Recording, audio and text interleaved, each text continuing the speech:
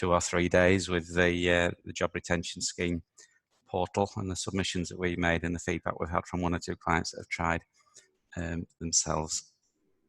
So first of all, statistically, we know that there were 140,000 businesses submitted claims on the first day, covering about 1 million employees. The system actually held up really, really well.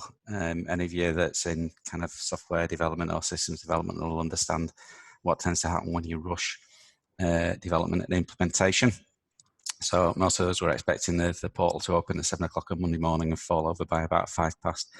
That hasn't been the case. Most submissions seem to have gone really, really smoothly.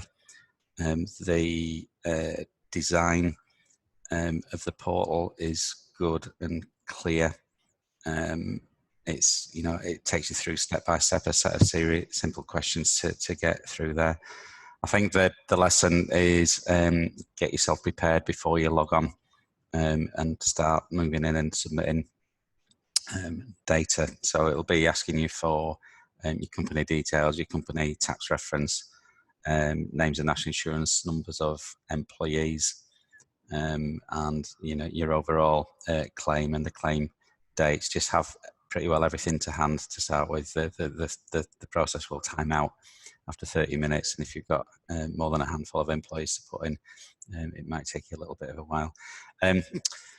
Forgot to say, a bit of housekeeping. If you've got any questions, there's a Q&A box there. Just batter the questions in there, and I'll jump out and answer them as and when we come through.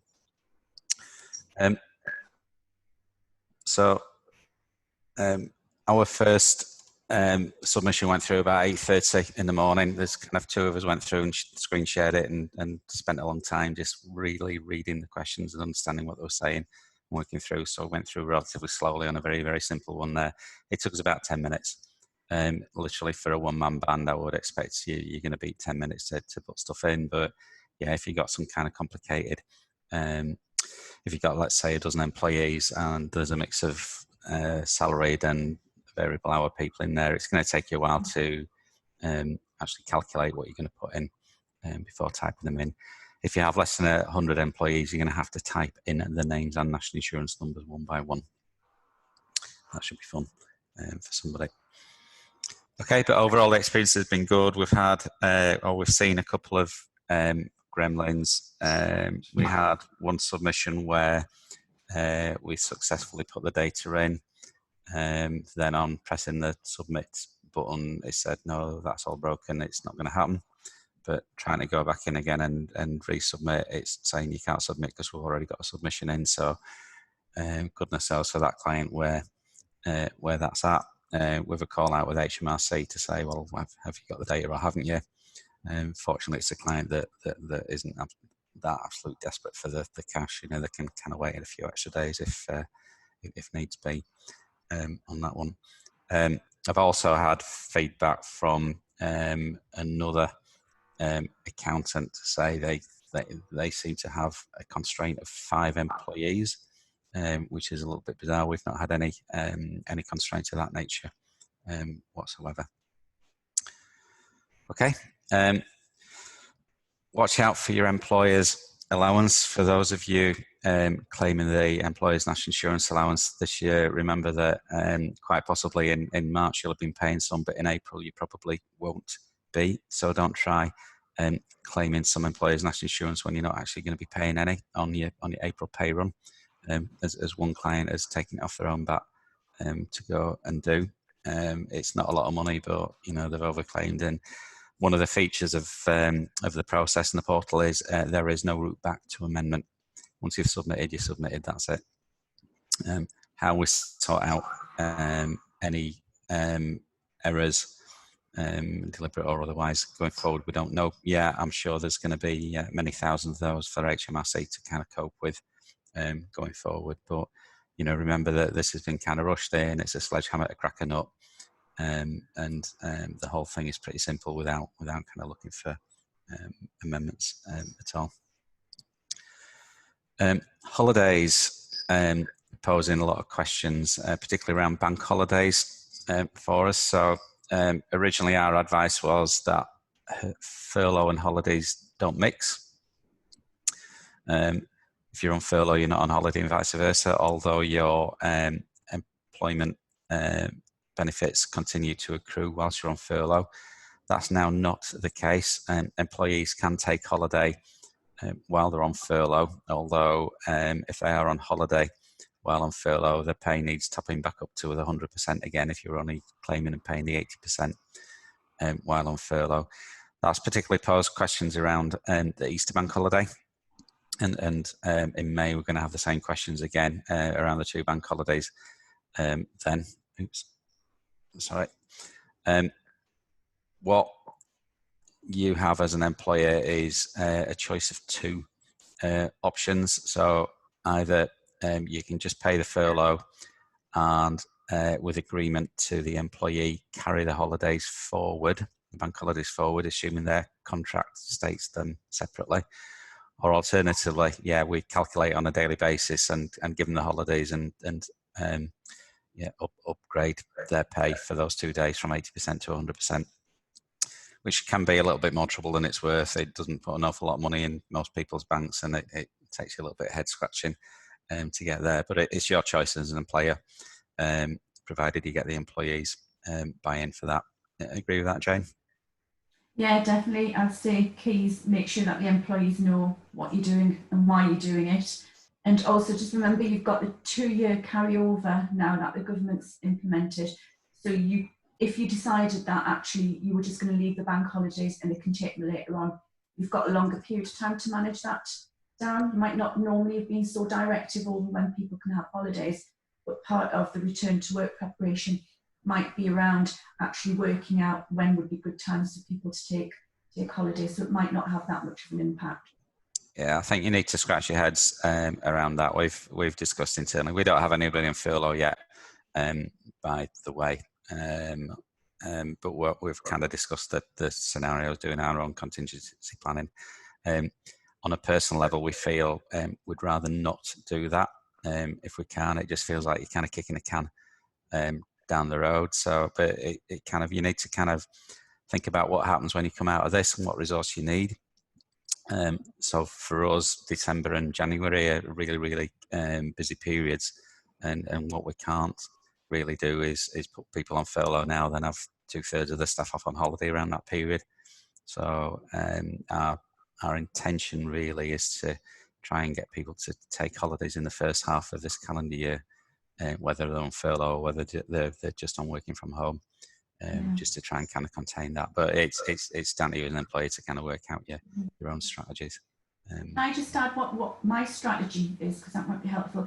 I suspect our work will kind of gear back up gradually. So what I'm thinking about doing, because my team are all furloughed at the moment, so what I might get them to do is a gradual return using their holidays, in that they only work maybe like 4 days a week and take 1 day holiday or something along those lines until we're back fully up to capacity. Which is a very decent strategy as well. Yeah. So plenty of options there for you. I think you just need to kind of get your strategy sorted out good and early, and then you can be consistent with the message to the team. Other questions we've had this week are around other statutory leave, such as maternity leave. The key thing to remember is that existing employment law overrides all of this. So if somebody goes off a maternity leave, they go for maternity leave, and a statutory maternity pay exists and is there to be run with. One client has said that whilst they would normally just gone through SMP, they want to kind of then uplift employees' wages once you come out of the 6-week 90% payment band. That to me is fine, provided you're consistent with all employees. It's not a case of just doing it now for one person so you can take advantage of the job retention scheme and then cutting that off. Again, you might be opening yourself up to some kind of tribunals there. Again, Jane, yeah, definitely. I think that's storing up problems for later on, because what you're doing is basically implementing temporary contractual maternity. I couldn't go there. So the key message is, remember that existing employment law still applies and potentially overrides some of the benefits that are knocking on here. Finally, pay rises between March and April, and in fact, the March the 19th date has caused a lot of confusion and pain and heartache. So the original announcement was that employees on the payroll up to and including February the 28th could be included in the job retention scheme reclaims, but that meant for HMRC that they received an RTI submission successfully by the 28th of Feb. That date has now been put forward to March the 19th. I think that's quite clever of them. So what that does is it drags in maybe some weekly paid employees that started in the first half of March, but the huge majority of monthly paid salaried staff across the country would normally be paid in the back end of the month, starting on Friday the 20th of March. So the cut-off date is a Thursday just before the Friday, which will probably be the first half-decent payroll run for monthly salaried staff. It probably makes no difference whatsoever to any salaried starters you've got in the first half of March. We've fended off quite a few questions about that as well. So be aware of that. They need to have been on an RTI submission that was received by HMRC on or before the 19th of March going forward. And if you'd done a monthly payroll, it would probably have been after that in March. Pay rises as well. So again, you can't just kind of lump a pay rise in and claim for extra pay rises. We're kind of looking to do a reclaim based on prior month, the same month last year, or what was paid in February, basically. So the last pay run before March the 19th, which normally for monthly staff would have been February. Are there any questions? Did I explain that okay? You did. Thank you, Jane. Well, we said this would be nice and quick. So there's some absolutely very good guidance from HMRC knocking about on the internet. So helpful links for you are our blog page. We are getting stuff out most days now. It's kind of fewer and fewer as there are fewer changes coming through. But also the gov.uk coronavirus link as well has got all sorts of help, not just about the job retention scheme and other financial schemes, but other advice as well. In particular, I'll take a screen snapshot at that. There are some really good and lengthy examples of how you calculate the 80% under different scenarios at that hyperlink there. So I'll leave that on screen for a little bit just to screenshot or photograph it or something. I've got everybody's email addresses. If you like, I'll email the slides through to you so you can kind of get that. So Dave, so when you put in a claim, you put in a claim for a period of time, which would include your weekly paid and your monthly paid. So we do have examples of this. We have one client, believe it or not, that's got weekly, 4 weekly and monthly. So I've taken them in a corner with my baseball bat and given them a bit of a kicking for that. What they've actually wanted us to do is wait until we've got the monthly pay done. We'll do a submission for the period from when their furlough started up until the end of April the 30th, and actually it's the weekly ones that we'll tweak around a little bit rather than the monthly ones, because that affects kind of fewer employees. It's a simpler calculation. So yeah, to keep the two in sync, you're going to have to go for the same pay period, and if the weekly and the monthly end of the pay periods don't overlap, then you've got a little bit of spreadsheet work to do, I'm afraid. Is there an example of that on the HMRC guidance? I can't remember is the honest answer to that, but if you if you just want to kind of drop me an email, Dave, and then I'm not going to do all the calculations for you, but if we kind of look at what the overlap is, then maybe we can give you some kind of strategy for that. Yeah, sorry, there isn't. Yeah, it would be give them a nudge and tell them to do that. The examples go through, I don't know, I'm guessing maybe 20 or so different scenarios, but obviously there's like thousands of different scenarios out there. Dave, can you go through, you know, that exchange we had yesterday about overtime? Can you just give a view on that? So that's where we've got people who are working regular overtime, but it's not contractual, so there's no obligation for the employer to offer or the employee to work it. Yeah, but just back to Colin, question there from Colin, is there a process to make retrospective adjustments where somebody's taken off furlough mid 3-week period in a period that straddles 3 months? No. And how we cope with that, I don't know, because it's not even within straddling 2 months. I think if we certainly going forward are going to make claims, we know we can make claims up to 14 days before payment is made. Well, you know, if between making a payment and paying, we suddenly decide that it's right to drag somebody off furlough, but we've already claimed, there is no process that I'm aware of at the moment, but I'm as keen as you to kind of find that out, because it is a scenario that I think will become quite common. So maybe let's expect some guidance on that over the next few days. I think HMRC themselves will be kind of working out what's happening from the questions that they're getting online and through the telephone from Monday onwards. So I'd expect some updated guidance and some more scenarios to be covered in time.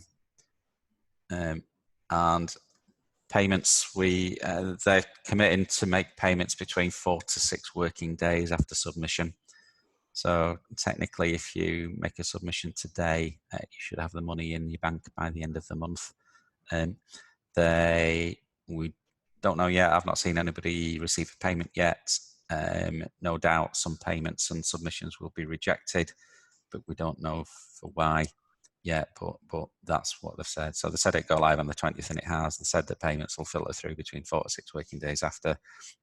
No reason to disbelieve that at this moment in time. Yeah, so what we're talking about, contractual payments, overtime is a good one. So just let me refresh my own memory and actually have a look at what our payroll team were talking about here the other day. So on the question that we've got from clients where they're working out the 80%, and then they were unsure whether or not the 80% should be including the overtime, because it wasn't guaranteed overtime, it was just regular overtime. Yeah, I think it is. I think you can if it's regular. And I've just, let me run this. It's in here sometime.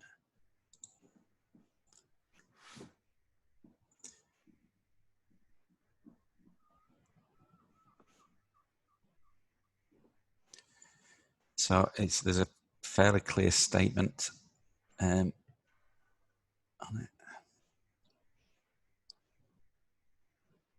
So there's a variable pay path, and then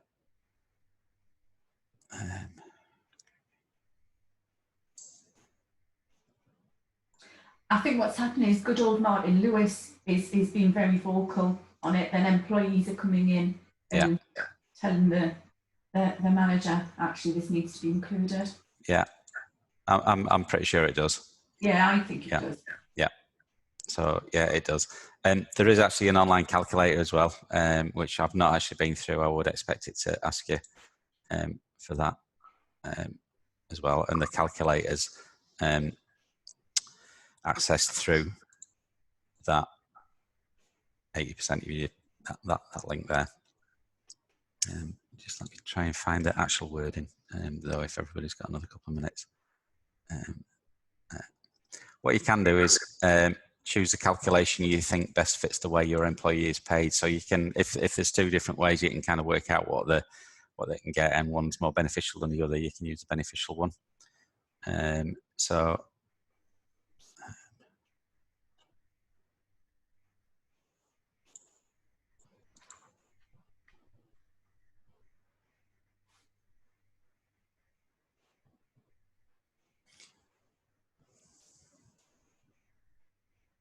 can't find it, sorry.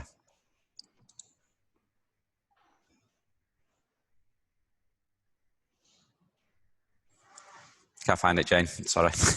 That's fine. But yeah, I'm absolutely convinced you can claim for overtime in there as well. Me too. Yeah, yeah. Just no other off payroll benefits. Okay. So, are there any more questions? Anyone?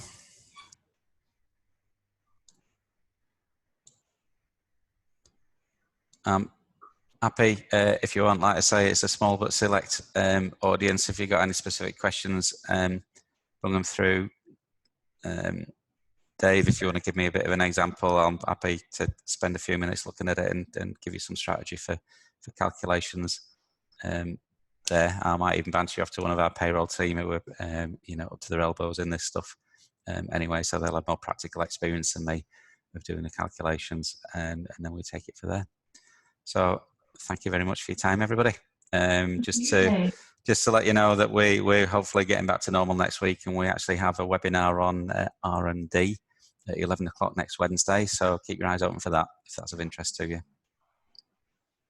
Can I do a little shout out, please? Yes, sure you can.